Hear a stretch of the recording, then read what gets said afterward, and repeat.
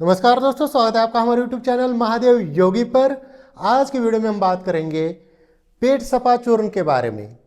जानेंगे क्या है इसके फायदे, क्या है नुकसान, इसका यूज किसे करना चाहिए, कब करना चाहिए, कितनी मात्रा में करना चाहिए, इन सब के बारे में डिटेल्स में जानकारी लेंगे। तो चलिए शुरू करते हैं। पेट सफा चूर्ण ये मुख्य तौर पर 3 चीज़ों पे काम करता है। पहला कब्ज यानी कि कॉन्स्टिपेशन, दूसरा एसिडिटी और तीसरा जो है गैस की समस्या। बहुत सारे लोगों को कॉन्स्टिपेशन की समस्या रहती है, पेट साफ नहीं होता, और कॉन्स्टिपेशन को मदर ऑफ डिजीज कहा जाता है।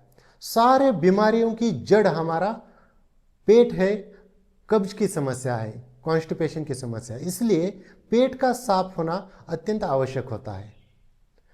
पेट साफ करने के लिए कई सारे उपाय होते हैं, कई सारे आयुर्वेदिक औषधियाँ भी हैं। उसी में से एक है ये पेट सफा चूर्ण, काफ़ी प्रचलित है। आपने इसकी ऐड कई देखी होगी कि पेट सफा तो हर रोग दफा।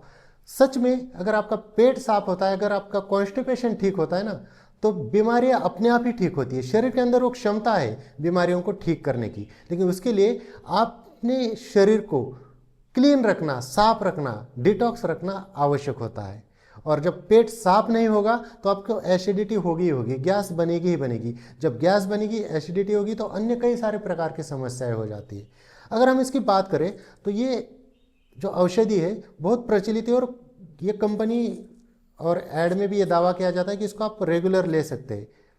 लेकिन मैं तो कहूँगा कि किसी भी आयुर्वेदिक औषधि को आपको सालों साल कंटिन्यू ब्लाइंडली नहीं लेना चाहिए, इसको अच्छे से समझना चाहिए। अगर मैं इसकी बात करूं, इसके जो आयुर्वेदिक औषधियाँ इसमें मिलाई गई है, उसमें सबसे मुख्य जो है वह सेना के पत्ते मिलाए गए हैं, जो हमारे कॉन्स्टिपेशन को, कब्ज को दूर करने के लिए बहुत उपयोगी माने जाते हैं। लेकिन कभी भी उसका लगातार सेवन नहीं किया जाता, याद रखिए। और ये इसकी जो मात्रा है 50% है। मान लीजिए ये जो चूर्ण है, आधा तो इसमें सेना के पत्ते ही आपको मिलेंगे। इसके अलावा दूसरा जो मुख्य इंग्रेडिएंट है इसमें वो है काला नमक, जो है लगभग 11%, और तीसरा है अजवाइन, जो है लगभग 10%। तो अजवाइन और काला नमक गैस की समस्या में बहुत उपयोगी होता है। इसके अलावा इसमें जो और मुख्य तत्व है वह है हरित की, ये भी लगभग 10% की मात्रा में है। इसके अलावा निषोध का मूल यूज किया गया है,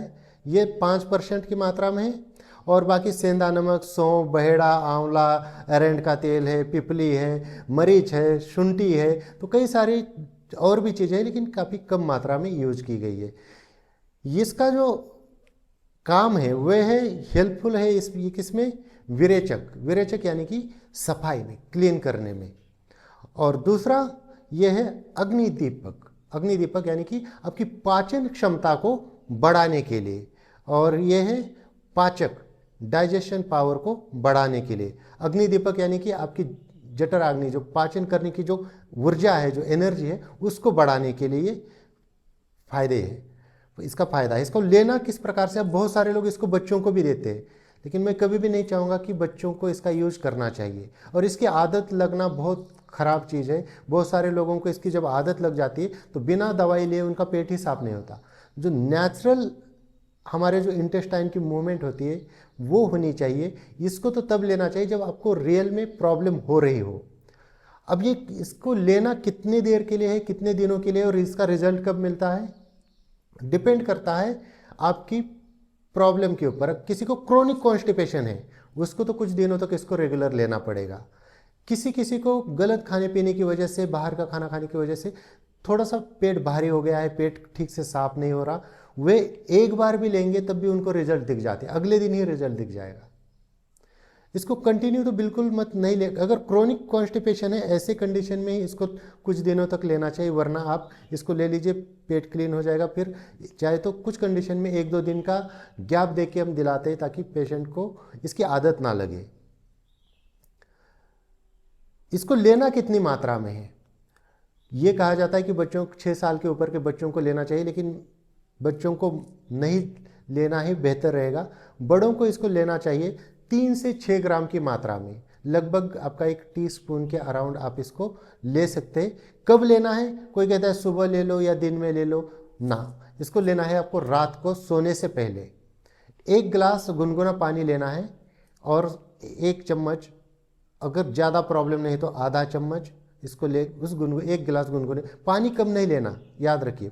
पानी 1 गिलास 1.5 गिलास भी चलेगा, कम पानी के साथ नहीं लेना, पूरा 1 भर के गिलास पानी लेना है, गुनगुने पानी, और इसका 1 चम्मच लेना है सोने से पहले। तो अगले दिन आपका पेट जो है वो अच्छी तरह से साफ हो जाएगा।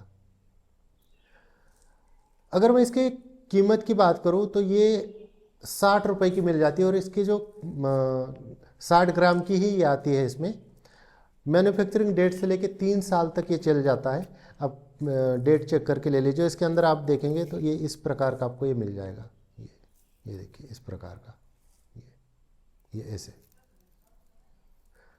टैबलेट फॉर्म में भी आता है। आप चाहे तो डायरेक्ट टैबलेट भी ले सकते हैं। दोनों एक ही तरह का लगभग काम करते हैं, ज़्यादा कुछ खास अंतर नहीं है। तो दोनों में से आप किसी भी प्रकार से ले सकते हैं। इसमें विधि भी दी गई कि आपको लेना किस प्रकार से।